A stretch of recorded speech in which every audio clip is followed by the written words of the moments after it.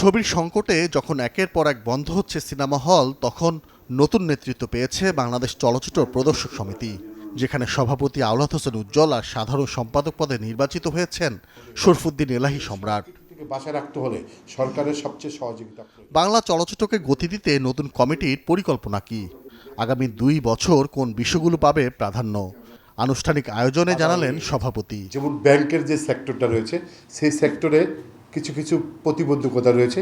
আমরা এবার এটাকে সবার আগে প্রাধান্য দেব, যাতে এই ইন্ডাস্ট্রি যারা নতুনভাবে ঘুরতে পারে। যে 1000 কোটি টাকা হল মালিকদের জন্য যেটা আমরা প্রবর্তনা দিয়েছে এই সরকার, সেটা কন্টিনিউ থাকবে এবং সেখান থেকে আমরা সবার প্রথম প্রায়োরিটি দিয়েছি এবং এটা সবার প্রথম।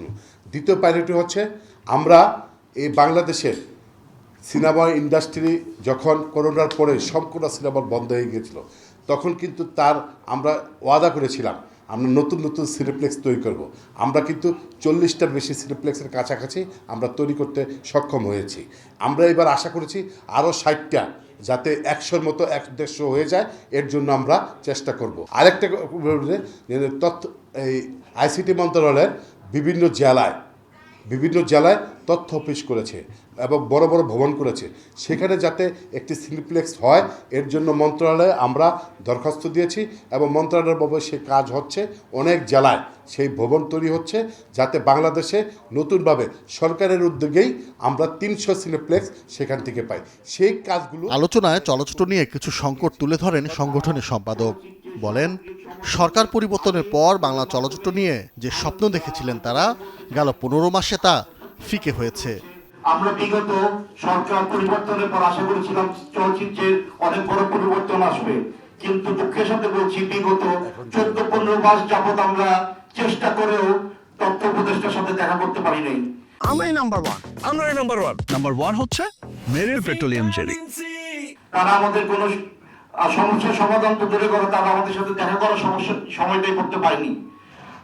আমি আপনাদের মাধ্যমে প্রধান উপদেষ্টার দৃষ্টি আকর্ষণ করতে চাই, আপনারা চলচ্চিত্রের এই সংকটকালীন সময়ে উপমহাদেশীয় ছবি আমদানির অনুমতি দিয়ে আমি চাই আপনি চলচ্চিত্র অমর হয়ে থাকেন। সাংবাদিকদের নিয়ে আয়োজিত এই আয়োজনে উপস্থিত ছিলেন প্রদর্শক সমিতির বেশ কজন অগ্রজ। গণমাধ্যমের করা নানা প্রশ্নের উত্তর দেন তারা। আজকে সিনেমার সামনে যারা বাদাম বেচত, তারা মধুমিতার সামনে যারা বাদাম বেচত, তারা 6 তারা বাড়ি করছে মানিকনগরের দিকে দেখে। আর এখন সিনেমার মালিকরা বাড়ি বিক্রি করে ভাত খেতেছে। অতএব আমরা বাঁচতে চাই, বাঁচার জন্য আমরা সরকারি সহযোগিতা চাই। অনুদানের ছবি, অনুদানের টাকা নিয়ে 20, 30, 25 লক্ষ টাকা খরচ করেও ছবি বানায়, আমরা জানি। বাকি টাকা কি করে সেটা ওনারাই জানেন। তো এই সমস্ত ছবি আবার বাধ্যবাধকতা আরোপ করা হয়েছে এই অনুদানের ছবিতে, যে কমপক্ষে 10টা সিনেমা হলে মুক্তি দিতে হবে, আবার পোস্টারের মধ্যে লিখতে হবে অনুদানের ছবি। দুর্ভাগ্যের বিষয় হলো আমাদের দর্শকরা অনুদানের ছবি দেখলে পরে ওই হলে আর ঢুকে না, টিকিট কাটা তো দূরে থাক, মাগনা দেখাইলেও দেখতে চায় না। তার কারণটা হচ্ছে এদের নির্মাণের মানটা এতটা নিচে যে এগুলো সেন্সর করাটাই উচিত না। সভাপতির মতে সিনেমা হল টিকিয়ে রাখতে প্রয়োজন দেশে ভিনদেশি ছবির প্রদর্শন। এ নিয়ে সরকারের কাছে আর্জি জানাবে তারা। যখনই দেখবেন কন্টেন্টের সংখ্যা বেড়ে গেছে, এই হলের সংখ্যা অনেকে বৃদ্ধি করবে। যখন দেখবে কন্টেন্টের সংখ্যা কমে গেছে, হলের সংখ্যা সব কমে যাবে।